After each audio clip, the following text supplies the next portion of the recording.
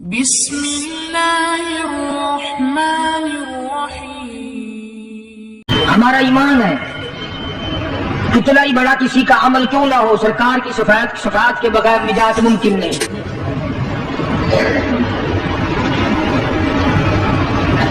یہ وہ کلام الہی ہے جو سرکار مدینہ کو عطا ہوا، جو اللہ پاک کی زبان نے خود ادا فرمایا، جبریل امین نے لا کر سرکار کو دیا، سرکار نے زندگی بھر اس کی تلاوت فرمائی۔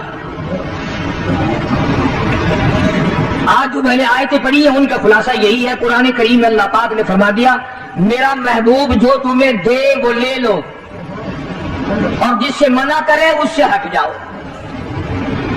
واتقوا اللہ، ڈرو میرے اس معاملے میں،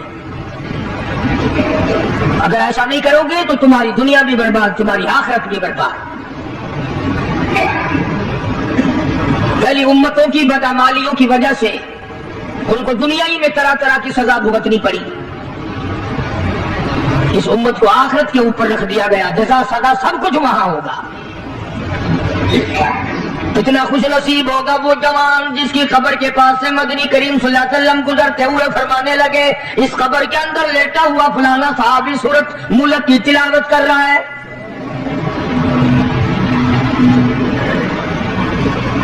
امام الانبیاء محبوب کبریا حضرت محمد مصطفیٰ صلی اللہ تعالی علیہ وسلم خچر پہ سوار ہے، دو قبروں کے پاس سے خچر گزرنے لگا تو بھٹک گیا، آپ وہیں پر اتر گئے، ان قبروں کے پاس کھڑے ہو کر آپ نے دعا فرمائی، کسی درخت کی شاخ ٹہنی منگا کر اس کے دو ٹکڑے کر کے دونوں قبروں کے اوپر ایک ایک ٹہنی گاڑ دی، صحابہ کرام کو خطاب کر کے ارشاد فرمایا محمد عربی صلی اللہ تعالی علیہ وسلم نے او لوگوں ان دونوں قبر والوں کو بڑا سخت عذاب ہو رہا تھا، آپ نے یہ بھی فرما دیا اس ایک قبر والے کو عذاب جو سخت میں نے دیکھا، میرا خچر بھی لگ گیا، اس کو پیشاب کی چینٹوں سے نہ بچنے کی وجہ سے بڑا سخت عذاب ہو رہا ہے۔ آج لوگ جو نماز نہیں پڑھتے وہ کہتے ہیں چلو میرے کل کون سے کپڑے پلیت ہوں گے، پیشاب کیا اور یوں ہی کھڑا ہو گیا، نہ استنجا خشک کرتے ہیں نہ پانی سے استنجا کرتے ہیں، کئی بدبخت کھڑے کھڑے پیشاب کرتے ہیں۔ تو آقا مدنی حضرت محمد رسول اللہ صلی اللہ تعالی علیہ وسلم نے فرمایا، صحابہ کرام کے سامنے فرمایا، اس دنیا میں فرمایا، اپنی حیاتی میں ہی فرمایا لوگوں پیشاب کے چھینٹوں سے بچنے کی کوشش کیا کرو، اس قبر والے کو بڑا سخت عذاب پیشاب کی چھینٹوں سے نہ بچنے کی وجہ سے ہو رہا ہے۔ جس طرح بیٹھ کے پیشاب کرو ہوا کے رخ پہ نہ بیٹھو گے چھینٹے اڑ کے نہ آئے، نرم زمین پہ پیشاب کرو چھینٹے اڑ کر پیروں پہ نہ پڑے، ایسی جگہ ڈھلوان کی طرح پیشاب کرو جہاں دور جا کے چھینٹے پڑے۔ لوگ اس کو گناہ نہیں مانتے، اور خصوصاً جو انگریز کے چیلے ہیں وہ تو گناہ ہی نہیں سمجھتے۔ قرآن کریم میں اللہ تبارک و تعالیٰ نے صاف صاف فرما دیا میرے محبوب کی اطاعت تمہاری نجات ہے، میرے محبوب کا کہنا مانو گے تمہاری نجات ہو جائے گی۔ اور یہاں تو آپ نے قبر کے بارے میں صاف صاف فرما دیا لوگوں پیشاب کی چینٹوں سے پرہیز کیا کرو ورنہ قبر کا عذاب بڑا سختی سے ہوگا۔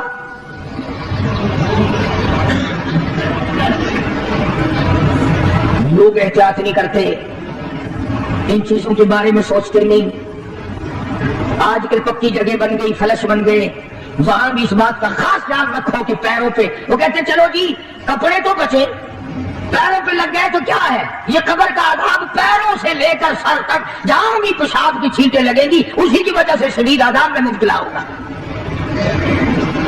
دوسری قبر والے کے بارے میں ارشاد فرمایا محمد عربی صلی اللہ تعالی علیہ وسلم نے او لوگوں اس مسلمان کو عذاب ہو رہا ہے اس کی چغل خوری کی وجہ سے،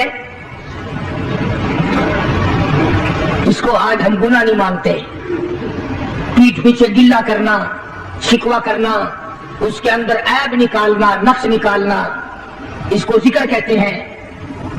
پہلے لوگ شراب خانوں میں بھی چغلی نہیں کیا کرتے تھے، اب تو مسجدوں میں بیٹھ کے چغلی کی جاتی ہے، مسجدوں میں بیٹھ کے گلا کیا جاتا ہے، منبر رسول پہ بیٹھ کے گلا کیا جاتا ہے۔ قرآن کریم نے فرمایا ایاکل لحم اخیہ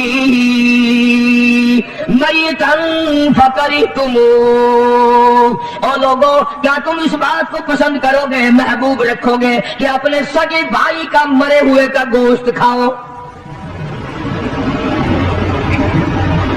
جس چیز کی برائی اصل میں دل سے نکل جائے پھر اس کو ہم لوگ گناہ بھی نہیں مانتے، اس کو عذاب بھی نہیں مانتے۔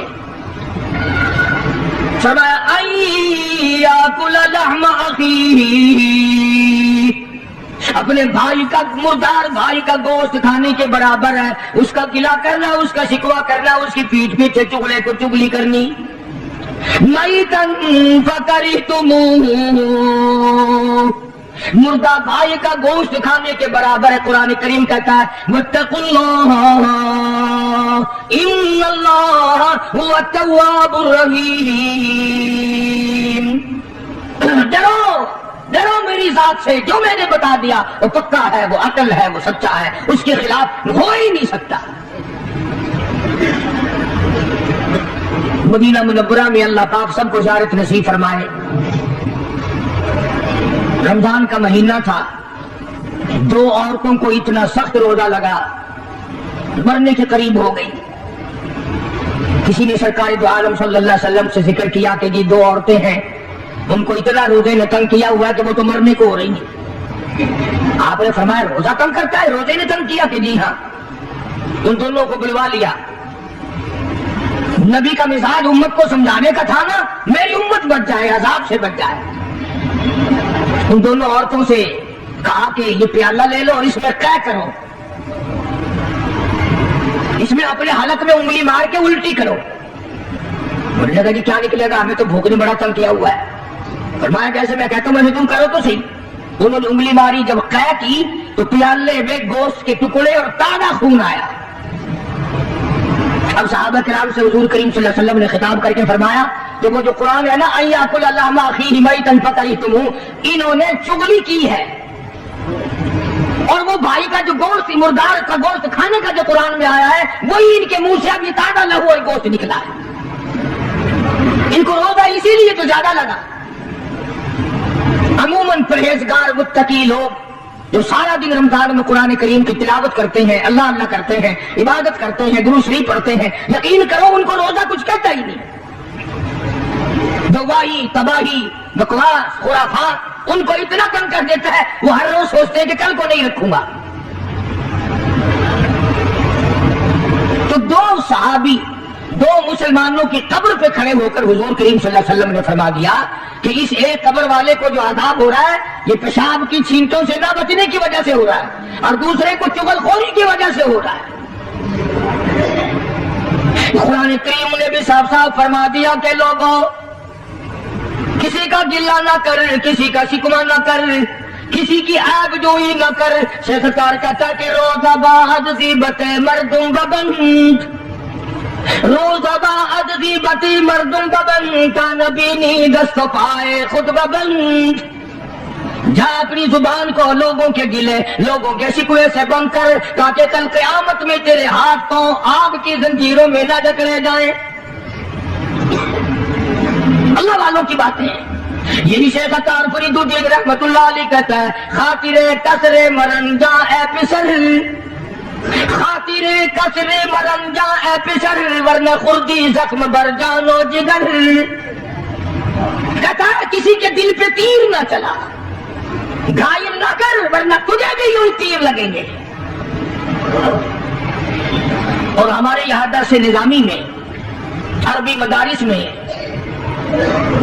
کتاب پڑھائی جاتی ہے کافیہ، نحو کی کتاب ہے، جس میں شعر لکھا ہے جراحت السنان لہل تیامہ، جراحت السنان لہل تیامہ ولا یلتام جراحت اللسانہ۔ ترجمہ یہ ہے عربی شعر کا کہ تلوار اگر کسی کے مار دو تو تلوار کا زخم مل جاتا ہے، زبان سے کسی کو غلط بات کہہ دو اس کا زخم قبروں تک نہیں ملتا۔ اور یہی وجہ ہے کہ محمد عربی صلی اللہ علیہ وسلم نے ایک عجیب بات فرمائی۔ اللہ اکبر، کیا کیا اعزاز بخشے ہیں کالی کملی والے صلی اللہ علیہ وسلم کو میرے پروردگار نے۔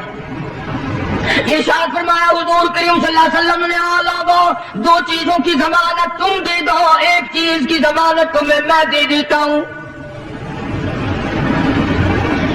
علل اعلان فرمایا، شہ میدان فرمایا، او لوگوں دو چیزوں کی ضمانت مجھے تم پکی ٹھکی دے دو، ایک چیز کی ضمانت تمہیں میں دے دیتا ہوں۔